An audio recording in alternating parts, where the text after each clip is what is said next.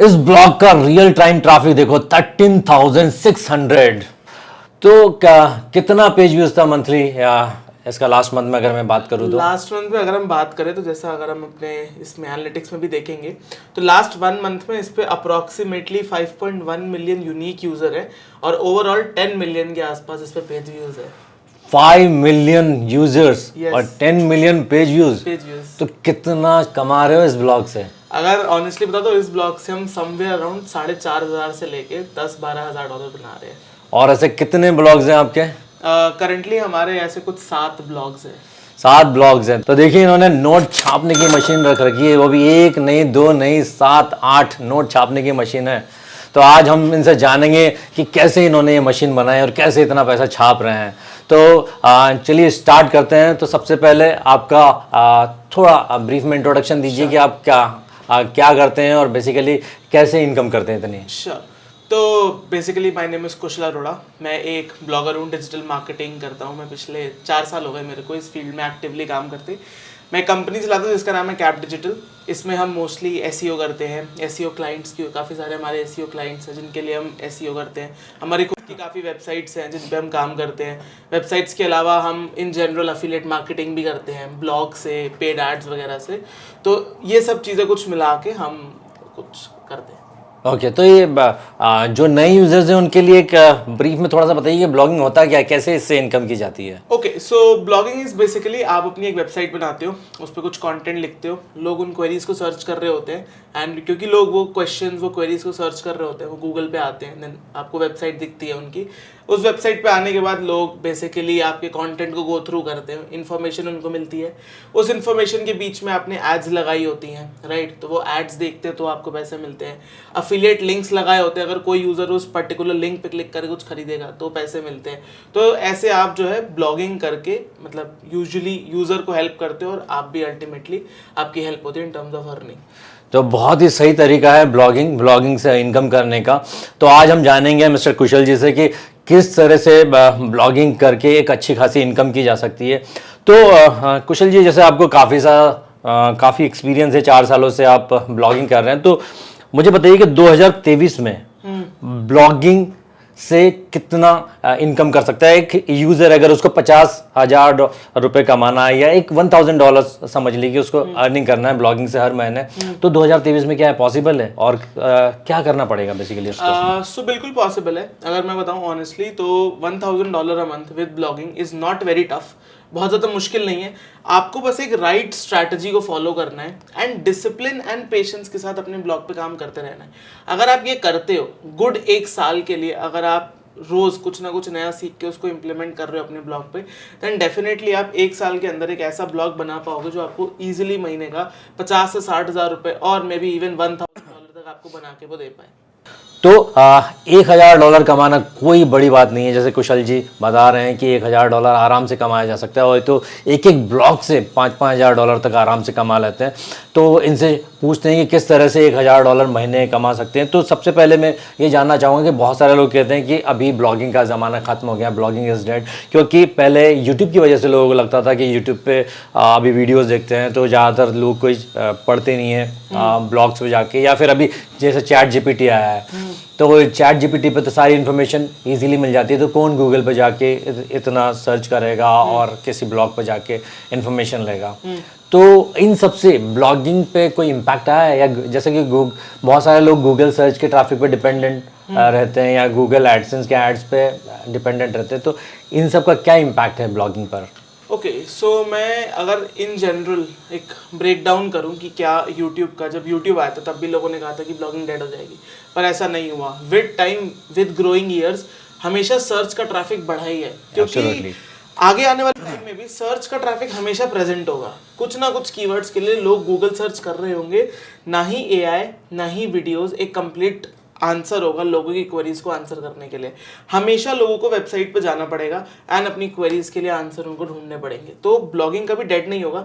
तरीके बदलते हैं, एंगल बदलते हैं। जैसे अगर हम देखें तो आज की डेट में बहुत सारे ऐसे कीवर्ड्स हैं जिन पे गूगल का सर्च ट्रैफिक एग्जिस्ट नहीं करता, क्योंकि गूगल उनको स्निपेट दिखा देता है, स्कीमा दिखा देता है, जिससे ट्रैफिक काफी किल हुआ। पर इसका मतलब ये नहीं है कि ओवरऑल जो ब्लॉगिंग का ट्रैफिक है वो जीरो हो गया। CTR कम हुआ पर ट्रैफिक कम नहीं हुआ। बट आप अगर वैसे भी देखो तो अगर CTR कम हुआ तो यूजर्स भी तो बढ़े हैं। Yes absolutely. यूजर्स बढ़े तो CTR कम भी हुआ तो फर्क नहीं पड़ेगा। एंड अगर हम इस ब्लॉग की भी बात करें तो अभी भी इस ब्लॉग पे 5 मिलियन नए यूजर्स आए थे। तो डेफिनेटली आप देखो 50 लाख ऐसी जनता है जो एग्जिस्ट कर रही है, जो आपके ब्लॉग पे आ रही है। अपने इंडिया की पॉपुलेशन 130 करोड़ लोग हैं, राइट। तो मैं कहता हूँ आप अगर 1% को भी टारगेट कर दो, which is like almost 1.3 crore, तो आप देखो मैंने ऑलमोस्ट 0.05% यूजर्स को टारगेट किया हुआ इंडिया के जिनके पास इंटरनेट है। तो सेम वे में आप भी कर सकते हो। द ओनली थिंग इज आपको राइट क्वेरीज को आंसर करना है, राइट नीश सिलेक्शन करना है जिसपे आप ब्लॉग बनाओ। ऐसा ब्लॉग बिल्कुल मत बनाओ जिसपे लोग गूगल सर्च करना पसंद नहीं करते हैं या फिर लोग वेबसाइट्स विजिट करना पसंद नहीं करते हैं। Right absolutely. इनफैक्ट मैंने भी एक वीडियो पब्लिश किया था कुछ दिन पहले जिसमें मैंने बताया था कि यूट्यूब और चैट जीपीटी के आने के बावजूद भी गूगल का जो मंथली ट्रैफिक है ऑलमोस्ट 80 to 85 बिलियन के करीब अभी भी है। गूगल का ट्रैफिक बिल्कुल भी गिरा नहीं है। Exactly. और जैसे अभी आप ये देख रहे थे कि 5 मिलियन ट्रैफिक सिर्फ एक सिंगल ब्लॉग पर है, ब्लॉग पे। तो सोच सकते हैं कि कितना पोटेंशियल हो सकता है गूगल के ट्रैफिक का और ब्लॉगिंग का। करेक्ट। राइट। तो अगर किसी कोई भी बिगनर है, उसको अगर ब्लॉगिंग में इंटरेस्ट है, वो उसको स्टार्ट करना है ब्लॉगिंग, तो सबसे मेन इशू आता है कि निश सिलेक्शन का, कि निश कैसे सिलेक्ट किया जाए। क्योंकि निश सिलेक्ट करने में बहुत सारी दिक्कतें आती है। बहुत कुछ लोग बोलते हैं कि अपने पैशन को फॉलो करो, जो इंटरेस्ट है उसमें ब्लॉगिंग करो। कुछ लोग कहते हैं कि इस टाइप के जो हाई ट्रैफिक वाले कीवर्ड्स हैं उनमें, जैसे जॉब्स हैं, योजनाएं हैं या इवेंट टाइप के ब्लॉगिंग होते हैं, इसमें इनको फॉलो करो। कुछ लोग कहते हैं इंडिया के निश को देखो, कुछ लोग कहते हैं इंटरनेशनल के देखो। तो बहुत सारे लोग बेसिकली कंफ्यूज हो जाते हैं कि निश को सिलेक्ट कैसे किया जाए ताकि एक इनकम का भी बैलेंस हो और उनका इंटरेस्ट भी बना रहे उसमें। एग्जैक्टली। सो अगर मैं भी इसका आंसर दूँ तो आंसर बहुत सिंपल है कि निश selection is the most important part of blogging. Absolutely. अगर आपने गलत निश सेलेक्ट करा तो पहली बात आप उस पर कॉन्टेंट नहीं बना पाओगे।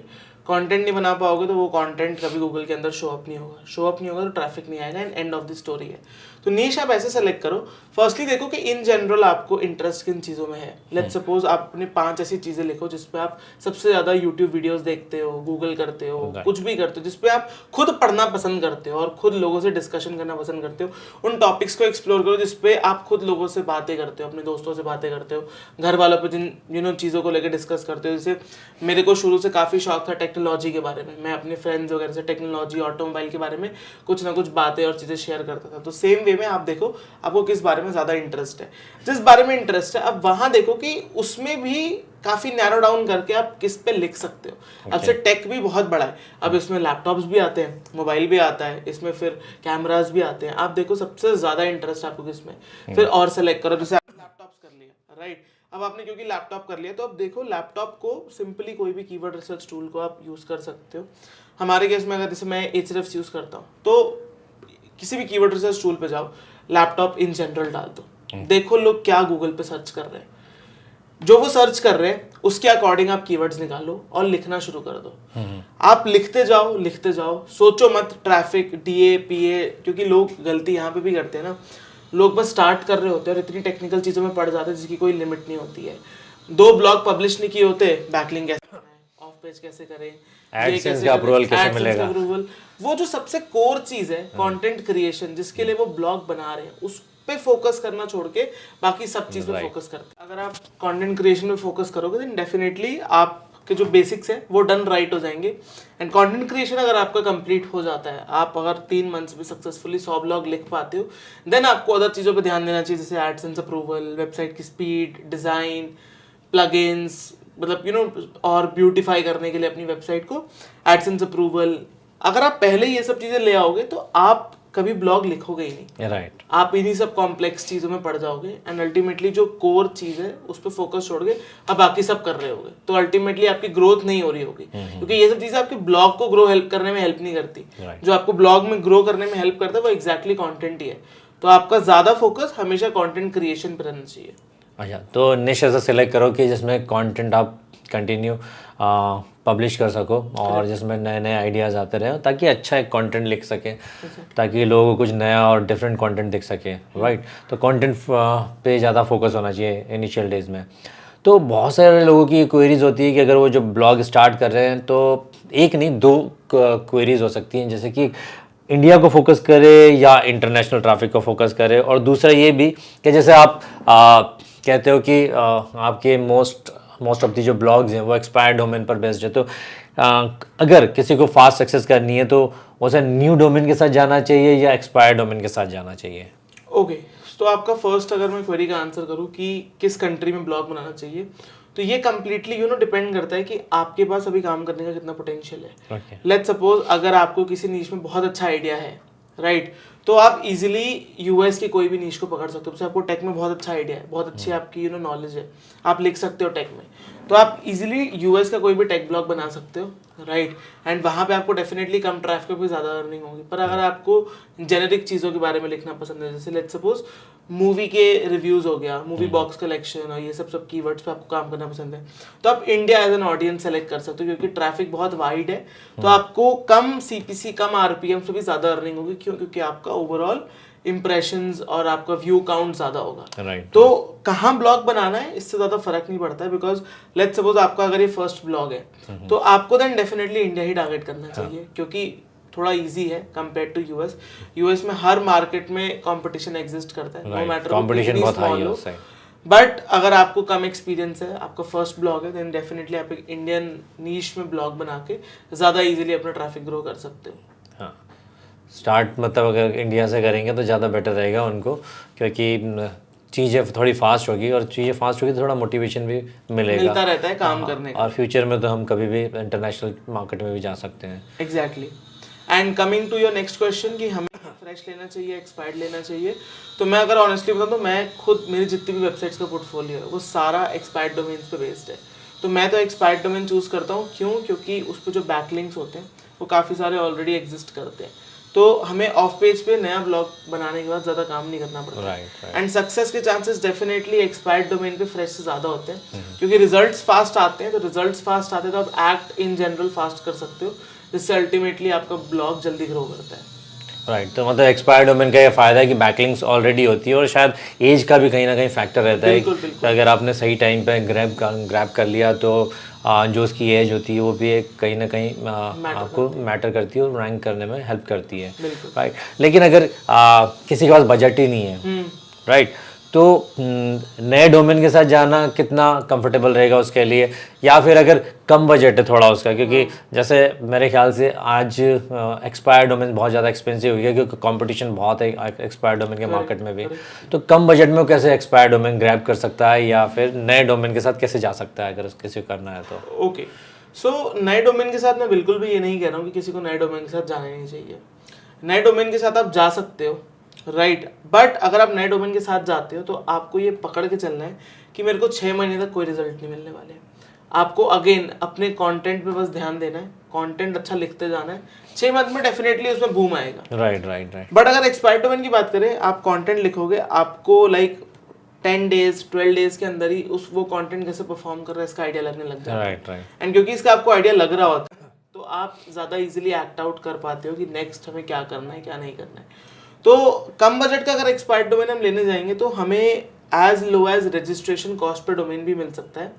और रजिस्ट्रेशन कॉस्ट वाला मतलब है कि आपने डोमेन ढूंढा, फ्री वाला ढूंढा, आपने कोई भी ऑक्शन को यूज नहीं किया, कोई भी ऑक्शन कंपनी को, क्योंकि अगर आप ऑक्शन, मेरे ख्याल से एक डिलीटेड करके पार्ट होता है जो लोगों के दिमाग से निकल जाते हैं, लोग उसको एक्चुअली उनको देखना भूल जाते हैं। करेक्ट, डिलीटेड वाला भी एक होता है, एक पेंडिंग डिलीट करके भी होता है कि जो होने वाले हैं। राइट। एक होते हैं जो हो गए वो डिलीटेड हो गए, एक होते हैं जो होने वाले हैं उन पे भी पेंडिंग डिलीट करके, आई थिंक 35 डेज के बाद। करेक्ट, हाँ 45 डेज का जो टोटल ग्रेस पीरियड होता है 30 + 15 का, उसके बाद आप जो है एग्जैक्टली फिगर आउट कर सकते हो कि ओके ये डोमेन एक महीने बाद डिलीट होगा। तो अगर आप उसको एक चीज होती है जिसको हम ड्रॉप कैचिंग कहते हैं, बहुत सारे ड्रॉप कैचिंग प्लेटफॉर्म्स आते हैं। अगर आप वो डोमेन को ड्रॉप कैचिंग वेबसाइट पे जाके सबमिट कर देते हो, हार्डली वो $50 की फीस लेते हैं। अच्छा। और अगर उस पर कोई बंदा इंटरेस्टेड नहीं होता है तो आपको वो एक अच्छा एक्सपायर्ड डोमेन $50 की फीस में मिल सकता है बिना ऑक्शन में गए। तो कोई बंदा भी expired domain as low as $50 में ले सकता है। एंड हायर लिमिट तो फिर कोई हायर लिमिट नहीं, आप $15, $20, $25,000 के भी एक्सपायर्ड डोमेन ले सकते हो। ओके, तो बहुत ही अच्छी स्ट्रेटेजी है। $50 में भी आप एक अच्छा एक्सपायर्ड डोमेन ले सकते हो, जो कि जिसकी हाई अथॉरिटी हो, बैकलिंक्स हो, और जिसमें हो सकता है एज भी हो। तो मान लीजिए जैसे किसी ने डोमेन बुक कर लिया, तो अभी उसके बाद क्या इंपॉर्टेंट सेटिंग्स होती है? और वैसे अगर होस्टिंग की बात की जाए तो आप कौन सी होस्टिंग को रिकमेंड करते हो बिगनर्स के लिए? और इम्पॉर्टेंट सेटिंग्स क्या होगी अगर उसने सेटअप कर लिया अपना होस्टिंग और डोमेन? तो इम्पॉर्टेंट सेटिंग्स क्या हो सकती है उसके लिए, जो जैसे आप बहुत सारे अलग अलग डोमेन्स लेते रहते हो और अलग अलग ब्लॉग्स बनाते हो, तो सबसे मिनिमम रिकमेंडेड सेटिंग्स क्या बताओगे आप?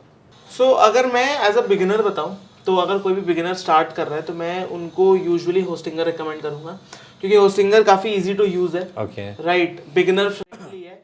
मैं पर्सनली होस्टिंगर के साथ साथ क्लाउडवेज और डिजिटल ओशन यूज़ करता हूँ, क्योंकि उन पे हाई ट्रैफिक लेने की कैपेसिटी है। होस्टिंगर पे भी काफ़ी सारे क्लाउड ऑप्शंस अवेलेबल है, ओके, बट क्योंकि मैं कंफर्टेबल हूँ, मतलब मेरे को इतना ज़्यादा सपोर्ट नहीं चाहिए होता है किसी थर्ड पार्टी प्लेटफॉर्म का, तो मैं होस्टिंग को खुद रॉ मैनेज करता हूँ, डिजिटल ओशन से सर्वर बनाता हूँ और उसको खुद कनेक्ट करके मैनेज करता हूँ। ओके, तो वो भी कोई कर सकता है अगर कोई टेक्निकल नॉलेज रखता है तो, बट अगर आपको टेक्निकल नॉलेज नहीं है तो आप डेफिनेटली होस्टिंगर यूज़ कर सकते हो।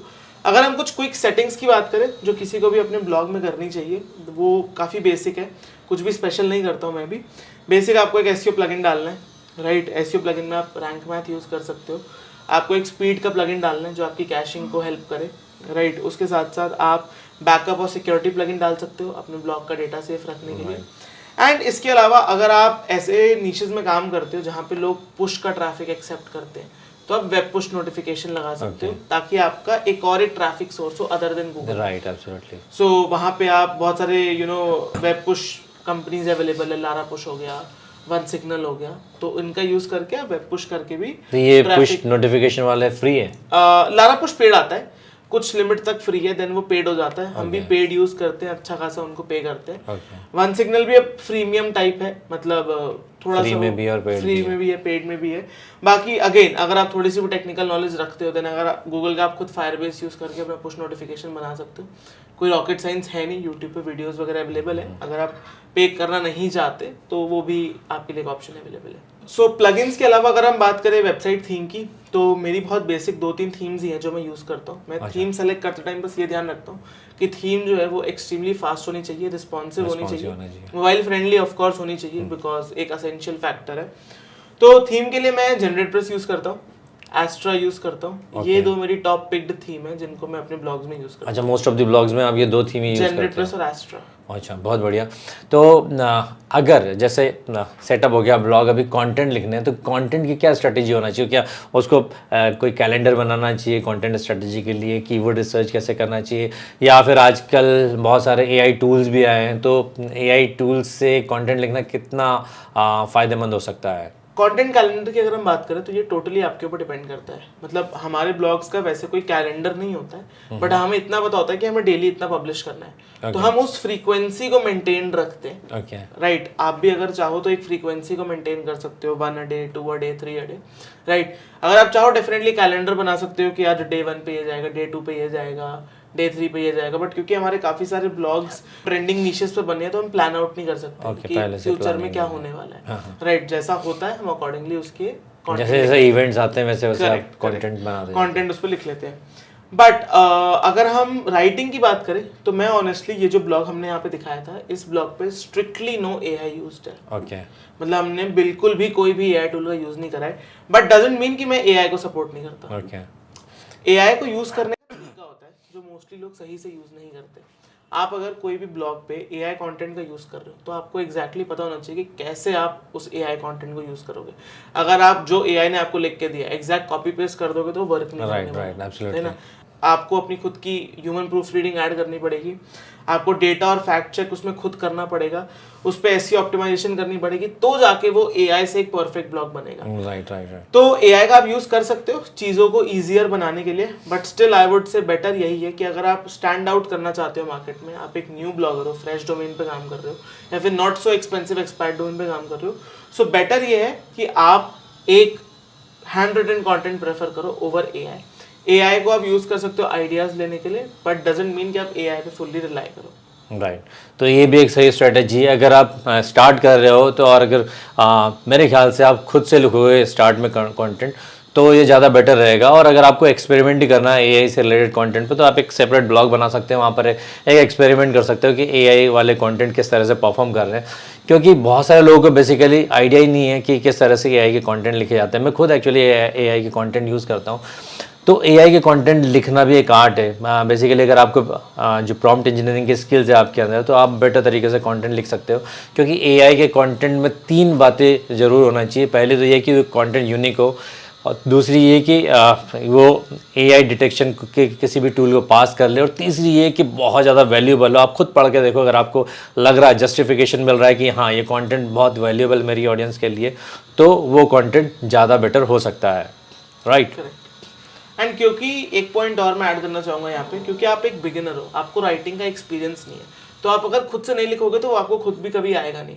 राइट। तो आपको खुद लिखना इसलिए भी जरूरी है ताकि आपको खुद को भी आइडिया लगे कि एग्जैक्टली चीजें वर्क कैसे कर रही है। राइट। तो इसी चीज़ में मैं एक और बात ऐड करना चाहूँगा, जैसे इन्होंने बताया है, बहुत ही बढ़िया बात बताई है। क्योंकि अगर आपको रियल में ये देखने का है कि जस्टिफाई करने का कि आपके लिखे हुए कंटेंट या एआई के लिखे हुए कंटेंट रियल में वैल्यूएबल है कि नहीं है, तो आपको खुद लिखने की स्किल होना चाहिए, अदरवाइज आपको मालूम ही नहीं पड़ेगा। तो पहले स्टार्ट में आप खुद लिखना चालू करो, आप खुद आइडिया लो, एक राइटिंग की स्किल लेके आओ, और फिर बाद में एआई का यूज़ करोगे तो ज़्यादा बेटर रहेगा आपके लिए।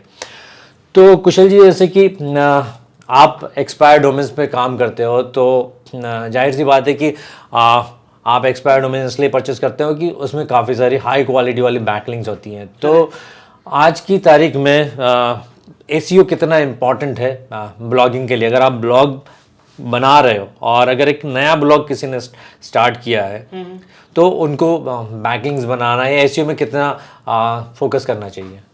ओके, सो बैकलिंक्स डेफिनेटली इंपॉर्टेंट है गूगल के लिए, आज भी वो एक रेलेवेंट रैंकिंग फैक्टर है। Absolutely. और मैं बिल्कुल भी नहीं कह रहा कि आपको बैकलिंक्स नहीं बनाने चाहिए। जिस ब्लॉग की भी हम बात कर रहे थे उस पर मैंने खुद कोई बैकलिंक्स नहीं बनाए हैं, वो एक एक्सपायर्ड डोमेन था, काफ़ी पावरफुल एक्सपायर्ड डोमेन था। सो एज ऑफ नाउ मैं उसी के बैकलिंक्स को यूज़ कर रहा हूँ, राइट। बट अगर बात आती है बैकलिंक्स बनाने की, तो आज की डेट में कोई भी फ्री मेथड तो वर्क नहीं करता है। बैकलिंक्स बनाने का only way is to buy backlinks from people.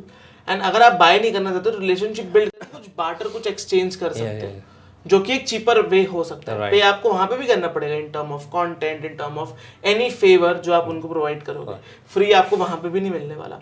So definitely backlinks आपको बनाने चाहिए। बैकलिंक्स बनाने का only method is paid guest post करो, अच्छी साइट्स पे जाके वैल्यू एडिशन करो, वहां से आप एक लिंक बैक आपको मिल सकता है। तो this is how you can do backlinks. And रही बात अगर एसईओ की, so again the most important thing for a beginner is कि वो इन सब चीज़ों में स्टार्टिंग में ना पढ़ के सिर्फ अपने कंटेंट पे फोकस करें। वो सबसे ज़्यादा उनको हेल्प करेगा, more than like even backlinks. क्योंकि अल्टीमेटली जो ब्लॉग का प्राइम चीज़ होती है वो कंटेंट है। अगर आपका कंटेंट अच्छा नहीं है एंड अगर आप $10,000 भी अपने बैकलिंक्स पे स्पेंड कर दोगे तो वो कंटेंट रैंक नहीं करेगा, क्योंकि उसका कंटेंट अच्छा नहीं है। आपका अगर कंटेंट अच्छा है तो वो बिना बैकलिंक्स के भी बहुत सारी कभी कभी कॉम्पिटिटिव नीचेस में रैंक कर जाता है। दैट इज बिकॉज आपका कंटेंट में वो इन्फो है जो शायद और लोगों के पास नहीं है। एंड अल्टीमेटली बैकलिंक्स का पर्सपेक्टिव क्या होता है? आपके कंटेंट को पुश देना। बट अगर आपका कंटेंट ही दमदार है तो शायद उसको कोई और पुश चाहिए ही नहीं। राइट। रेलेवेंट ही तो बनाने के लिए हम बैकलिंक्स बनाते हैं ना, ताकि हम एंकर टेक्स्ट क्यों यूज करते हैं अपने कीवर्ड्स के, ताकि गूगल को सिग्नल मिले कि हाँ इस एंकर टेक्स्ट के बारे में ब्लॉग है। Right, absolutely. सो अगर आपका कंटेंट पावरफुल है तो शायद आपको उसके लिए बताने की जरूरत भी ना पड़े गूगल को। करेक्ट। तो बैकलिंक्स मतलब इम्पॉर्टेंट है। और अगर बैकलिंक्स बनानी है तो आजकल जो तरीके हैं, पहले जो गेस्ट पोस्टिंग वाले तरीके थे, मेरे ख्याल से आजकल लोग ज़्यादा गेस्ट पोस्टिंग एक्सेप्ट नहीं करते हैं। और स्पॉन्सर्ड गेस्ट पोस्ट एक तरीका हो सकता है, या फिर जैसे आपने बताया कि ट्रेड कर सकते हैं कि ये दे और ये ले। सही बात है, राइट। ट्रेड कर सकते हो, रिलेशनशिप बिल्ड करके आप बहुत सारे डिफरेंट पब्लिशर्स को कंटेंट दे सकते हो। जैसे आपने 5 कंटेंट दिए और बोल दो मेरे को एक लिंक दे दो, ऐसा कुछ भी एक्सचेंज में करके भी आप बैकलिंक्स परचेस कर सकते हो। तो ये जो ओल्ड स्कूल बैकलिंक्स होती हैं, जैसे कि फोरम की, बुकमार्किंग की, ऑनेस्टली मैं बताऊं तो इन सब टेक्निक्स को मेरे को आज 2 साल हो गए, ये सब टेक्निक्स को मैं यूज नहीं करता अपने प्राइम ब्लॉग्स पे। तो आपने ट्राई किया इन ट्राई किए हैं, एक टाइम पे वर्क करती थी, अब बिल्कुल नहीं करती है। Okay, yes. तो अब बात करते हैं मोनेटाइजेशन के बारे में। तो काफ़ी सारे ब्लॉगर्स हैं जो कि इंडिया के कंटेंट को टारगेट करते हैं, इंडिया को टारगेट करते हैं बेसिकली। और इंडिया में मैंने बहुत सारे लोगों को देखा है, सुना है, और काफ़ी सारे ब्लॉग्स में देखा भी है कि जो इंडिया का आरपीएम है बहुत ज़्यादा कम है। जैसे आपकी अगर एडसेंस की बातें करें तो आप एडसेंस का आपको कितना आरपीएम मिलता होगा, लेकिन मैंने बहुत सारे ऐसे ही ब्लॉग्स देखे हैं जो $1 से भी कम जिनको आरपीएम मिलता है। इवन मैंने ऐसे भी देखे हैं जो $0.2। मैं रिसेंटली एक मराठी ब्लॉगर से बात कर रहा था, तो जो उसका ट्रैफिक था 20,000 पेज व्यूज से डेली, और उसका हार्डली $1 से $1.5 बनता था डेली का। ओके, सो सी आरपीएम जो है ना बहुत ज़्यादा डिपेंडेंट है आप किन टाइप के ब्लॉग्स पे काम कर रहे हो, किस टाइप के नीशेस पे काम कर रहे हो। अब लेट्स सपोज आप ऐसे नीश पे काम कर रहे हो जहाँ पे एडवर्टाइजर एड्स ही नहीं चला रहे या फिर कोई रेलेवेंट एड एग्जिस्ट ही नहीं कर रही, जैसे आपने मराठी का एग्जांपल लिया, तो नेटिव मराठी एडवर्टाइजर्स बहुत कम होंगे क्योंकि एडवर्टाइजर्स कम है, एड्स कम शो होंगे, एड्स कम शो होंगे देन ऑटोमेटिकली आपकी अर्निंग कम होगी। हिंदी की अगर मैं बात करूँ, हिंदी और इंग्लिश इन इंडियन ट्रैफिक, तो ऑनेस्टली ठीक ठाक सीपीसी और आरपीएम आपको मिल जाता है। इंडिया की अगर मैं वैसे बात करूँ तो इंडिया में जो ब्लॉग अभी हमने शोकेस करता है, जैसे हमने एडसेंस पे देखा भी, मेरे को $3 का आरपीएम आ रहा था। अच्छा, आपका $3 तो काफ़ी अच्छा है, काफी अच्छा आरपीएम है, और एवरेज मेरा कभी भी $1.5 से नीचे नहीं जाता। अच्छा, क्योंकि जो भी मैं कंटेंट कवर करता हूँ वो काफी एडवर्टाइजर फ्रेंडली होता है। ओके। तो एडवर्टाइजर एड्स लगा रहे हैं, सीटीआर आ रहा है, तो अल्टीमेटली ठीक ठाक अर्निंग हो रही है। ओके, वैसे मेरे ख्याल से ये भी इस पे भी डिपेंड करता होगा कि आपका जो टारगेट ऑडियंस है वो पर्टिकुलर किस एरिया को बिलोंग करता है। जैसे अगर मेट्रो सिटीज़ में बिलोंग करता होगा, भले सेम टाइप का कंटेंट है, लेकिन अगर मेट्रो सिटीज़ के लोग ज़्यादा पढ़ते होंगे तो आरपीएम ज़्यादा बेटर रहता होगा।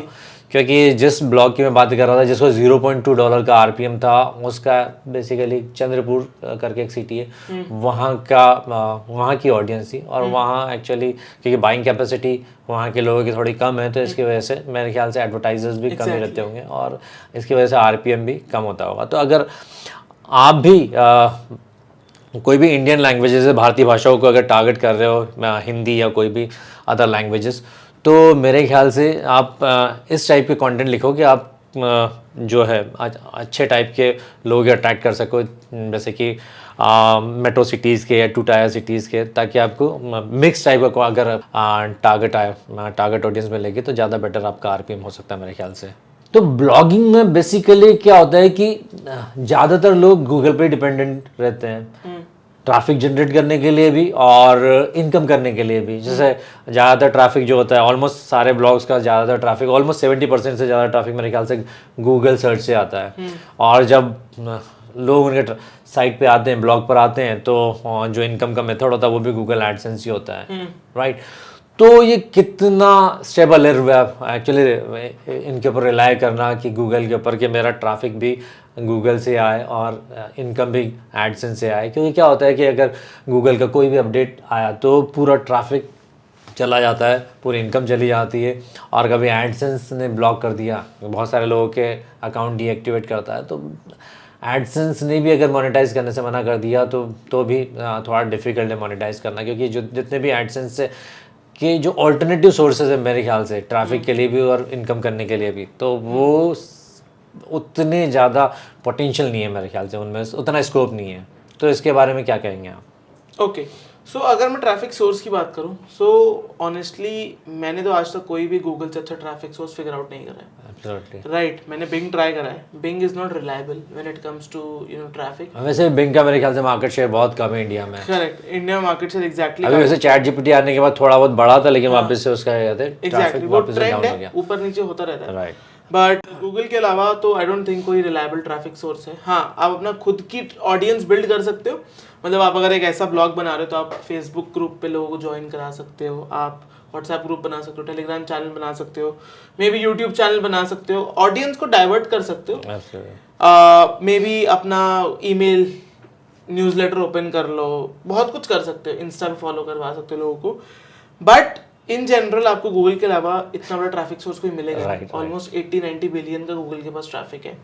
इसका 1/4 1/3 भी किसी भी सर्च इंजन या कोई भी प्लेटफॉर्म के पास नहीं है ट्रैफिक, जहाँ से आप एक ब्लॉग को ट्रैफिक मिल पाए, राइट। तो आप वेब पुश लोगों को सब्सक्राइब करवा सकते हो खुद का ट्रैफिक बिल्ड करने के लिए।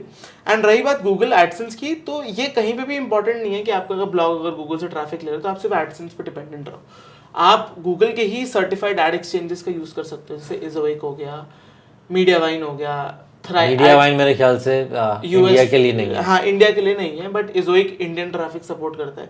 इनफैक्ट मैं खुद इजोइक यूज करता हूँ, तो इजोइक काफ़ी अच्छा इंडियन ट्रैफिक के लिए, एडसेंस से बेटर ECPM वो थोड़ा सा देता है, तो वो आप यूज इंडियन ट्रैफिक में भी चलता है। इनफैक्ट मैंने आपको दिखाया भी था अभी कि मैंने खुद इंडियन ट्रैफिक में भी उसका जो एडसेंस से बेटर है, क्योंकि मैं इजोइक को यूज करता हूँ, यूएस के ट्रैफिक के लिए यूज करता हूँ, और मैंने देखा था कि एडसेंस के कंपैरिजन में बेटर रेट्स है उसके, लेकिन इंडिया का मुझे एक्चुअली आइडिया नहीं है, तो इंडिया का क्या कहेंगे आप? इंडिया में भी अगर मैं इन जनरल उसको कंपेयर करूं तो एडसेंस से थोड़ा बेटर वो इसलिए हो जाता है, इजोइक जो आपको नंबर ऑफ पेज व्यूज पे पैसे देता है, ना कि नंबर ऑफ क्लिक्स पे। एडसेंस हमें सिर्फ क्लिक्स पे पे करता है, बल्कि हमें इजोइक नंबर ऑफ पेज व्यूज पे पे करता है, तो इसीलिए वो एडसेंस से थोड़ा बेटर हो जाता है। आरपीएम उसका भी ऑब्वियस सी बात है, गूगल का ही सर्टिफाइड एड एक्सचेंज है, तो आरपीएम तो सेम रहते हैं, बट आपकी ओवरऑल अर्निंग 20 to 30% इंक्रीज हो जाती है। अच्छा, ओके। तो ये एक तरीके का मेथड है अपनी अर्निंग एग्जिस्टिंग ट्रैफिक से इंक्रीज करने की। ओके, तो कहने का मतलब है कि गूगल का कोई अल्टरनेटिव नहीं है ट्रैफिक के मामले में, एटलीस्ट। भले एडसेंस के मामले में बहुत सारे एड नेटवर्क्स हैं, लेकिन ट्रैफिक के लिए आपको गूगल पर डिपेंडेंट रहना ही पड़ेगा।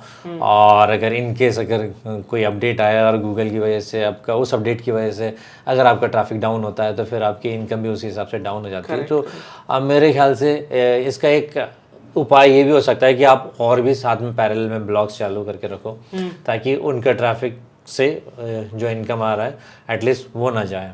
तो अगर 2-4 ब्लॉग्स होंगे, जैसे आपके बहुत सारे ब्लॉग्स हैं, तो एक अगर ब्लॉग पे कुछ इफेक्ट भी हो गया, तो अभी दूसरे एक्चुअली इनकम आती रहे दूसरे ब्लॉग से, राइट। तो अगर मान लीजिए जो एक यूज़र है, एक ब्लॉगर है, जिसको अपनी एडसेंस की अर्निंग को बढ़ाना है, क्योंकि अभी समझ लो कि उसने स्टार्ट भी कर दिया, थोड़ा बहुत इनकम भी आ रहा है, क्योंकि बहुत सारे लोग हैं जो उनको $1 $2 आता है, लेकिन उनको ये आइडिया नहीं लग पाता कि अभी कैसे स्केल किया जाए। अभी ये $10 जो डेली का आ रहा है, या $5 डेली का आ रहा है, और मुझे अभी इसको $1000 $5000 या और भी ज़्यादा इससे ऊपर लेके जाना है, तो कैसे मैं स्केल कर सकता हूँ, क्या तरीके हो सकते हैं? श्योर। सो सबसे ईजीएस्ट तरीका है, जिन टॉपिक्स की वजह से आप $1 या $10 कमा रहे हो, उसी टॉपिक के अराउंड और कंटेंट बनाओ। ओके, ईजीएस्ट वे है, कुछ टेक्निकलिटी एग्जिस्ट नहीं करती है।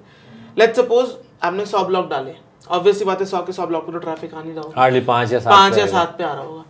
उन टॉपिक्स के अंदर और डीप रिसर्च करके और डीप कीवर्ड्स निकालो और उसके ऊपर कंटेंट बनाओ। जैसे कि एग्जांपल बता सकते हैं? लेट्स सपोज आपने कोई लैपटॉप के ऊपर, से हम एग्जांपल लेते हैं, लैपटॉप के ऊपर ब्लॉग बनाया, 100 आर्टिकल आपने डाले, पर आप देख रहे हो कि सिर्फ मैं जो लैपटॉप में भी विंडोज 10 के ऊपर जो गाइड्स लिख रहा हूँ, उस पर सबसे ज्यादा ट्रैफिक आ रहा है, तो विंडोज 10 के ऊपर और गाइड्स लिखो, आपस में कंटेंट को इंटरनल, एंड अल्टीमेटली आप देखोगे आपका ब्लॉग स्ट्रांग बन रहा है, अथॉरिटी बन रही है आपके विंडोज 10 में, एंड सिर्फ विंडोज 10 ओरिएंटेड उस ब्लॉग को बना दो। इजीली आप $1000 $100 अ मंथ से 1000 से 2000 3000 एंड फर्दर इंक्रीज कर सकते हो। ओके, तो एक ही कंटेंट के इर्द गिर्द मतलब और ज़्यादा कंटेंट बनाएंगे तो ज़्यादा बेटर रहेगा, बिकॉज ऑनेस्टली बता दो, that is how you grow your blog. Okay, कि आप अपने एग्जिस्टिंग टॉपिक्स में अथॉरिटी कैसे बनाओगे, कंटेंट लिख के, बैकलिंक्स बना के। कंसिडरिंग कि आप बिगिनर हो, आप बैकलिंक्स पे इन्वेस्ट नहीं करना चाहते, बेटर कि आप कंटेंट में फोकस करके ज़्यादा से ज़्यादा कंटेंट बनाओ। तो बेसिकली आप कहना चाहते हैं कि एक टॉपिक के ऊपर टॉपिकल अथॉरिटी बनाओ और उससे रिलेटेड ज़्यादा से ज़्यादा आर्टिकल लिखेंगे तो और ज़्यादा ट्रैफिक बढ़ेगा और ज़्यादा स्केल करने की चांसेस है। Correct, right.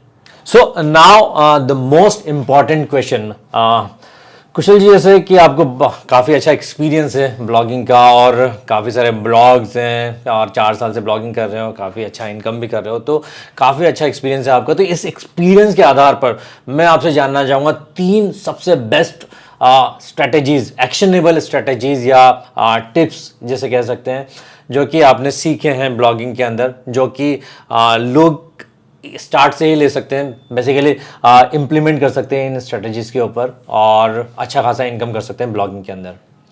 ओके, सो अगर मैं उन 3 स्ट्रेटजीज की बात करूं, तो सबसे इंपॉर्टेंट चीज़ इसका आपको ध्यान रखना चाहिए कि आपको ब्लॉगिंग को हमेशा एज अ बिजनेस ट्रीट करना है। बिजनेस ट्रीट करने से मेरा मतलब है कि आपको अपना टाइम, मनी, एफर्ट सब इसमें डालना है। एक प्रॉपर बिजनेस की तरह। जैसे आप लेट्स सपोज आप एक ऑफलाइन शॉप खोलते हो, इट्स अ बिजनेस, Right, आप उसमें लोकेशन ढूंढने में एफर्ट डालते हो, फिर उसको डिजाइन करवाते हो, स्टॉक अप करते हो, काम करते हो, उस पर मार्केटिंग करते हो, लोगों को बताते हो, तो जाके आपकी शॉप वहां पे चलती है। और आप ऐसे बिजनेस लेते हो उसको कि हाँ मैं बिजनेस कर रहा हूँ। रोज 9 से 9 जाके वहां पे बैठते हो अपने गल्ले पे, तो जाके आपका बिजनेस कहीं चलता है। राइट, ब्लॉगिंग को भी आप एज ए बिजनेस ट्रीट करो, ऐसे ही रोज काम करो स्केड्यूल के साथ। इवन अगर पार्ट टाइम भी कर रहे हो तो डिसिप्लिन रहो। Right, right. And second part is कि फोकस रखो अपना कि मेरे को इसको ग्रो करना है। इसको एज अ पार्ट टाइम ले रहे हो तो टाइम पास मत लेके चलो कि ग्रो कर गया तो बढ़िया, नहीं कर जो टाइम दे रहे हो आप पार्ट टाइम में भी 2 घंटा 3 घंटा, तो एकदम सीरियस होके आपको एकदम देना है। सीरियस होके आप दो। एंड इसको एकदम सिंपल रखो, ज्यादा टेक्निकल मत बनाओ, क्योंकि अल्टीमेटली ब्लॉगिंग कोई रॉकेट साइंस है नहीं। राइट। कोई शॉर्टकट्स के पीछे मत भागो, कोई सीक्रेट्स के पीछे मत भागो, क्योंकि कुछ ऐसा एग्जिस्ट ही नहीं करता है। राइट, ना ही कोई शॉर्टकट एग्जिस्ट करता है, ना ही कोई सीक्रेट है। सिंपल फॉर्मूला इज कंटेंट लिखो, रैंक कराओ, ट्रैफिक लाओ, पैसे कमाओ। एकदम सिंपल है। So again sticking to basics की अपने कंटेंट पे सबसे ज्यादा ध्यान दो। कंटेंट अगर आपने सही से कर दिया, आपको बाकी सब चीजें खुद आपके लिए अनफोल्ड होकर आपको समझ आ जाएंगी। एंड सीक्रेट और शॉर्टकट तो कोई नहीं है इस पूरी एंटायर फील्ड। करेक्ट। एंड ना ही सिर्फ इस फील्ड में, इन लाइफ में भी मेहनत और डेडिकेशन, पेशेंस को छोड़ के कोई शॉर्टकट वही सीक्रेट है मेरे ख्याल से, मेहनत। दैट्स एग्जैक्टली द थिंग जो आपको ध्यान देनी है। एंड लास्ट पॉइंट जो अगर आप करते हो तो आपके लिए बहुत बेटर है कि अगेन अगर आप एक एक्सपायर्ड डोमेन यूज करते हो तो आपको वो ओवरऑल जल्दी रिजल्ट्स ला के देगा, क्योंकि रिजल्ट्स ला के देगा, आपकी मोटिवेशन बनी रहेगी एंड कहीं ना कहीं आपके सक्सेस होने के चांसेस बढ़ जाते हैं। तो काफ़ी अच्छी स्ट्रेटजी बताई आपने, और मेरे ख्याल से लोगों को काफ़ी समझ में आया होगा अच्छे से कि किस तरह से वो ये स्ट्रेटजी को यूज़ करके अपने ब्लॉग को ग्रो कर सकते हैं। और जैसे कुशल जी ने बताया कि ब्लॉगिंग बहुत ऐसा कोई रॉकेट साइंस नहीं है कि उसमें कोई सीक्रेट्स हो, बहुत ज़्यादा स्ट्रेटजीज हो, बहुत ही सिंपल है। तो अगर आपको स्टार्ट करना है तो स्टार्ट कर सकते हैं और काफ़ी अच्छी इनकम कर सकते हैं ब्लॉगिंग से। सो थैंक यू मिस्टर कुशल जी, आपने बहुत अच्छी अच्छी एडवाइस दी ब्लॉगिंग के बारे में, और काफ़ी कुछ बताया कि किस तरह से ब्लॉगिंग करके एक अच्छी खासी इनकम की जा सकती है। So thank you once again. Thank you.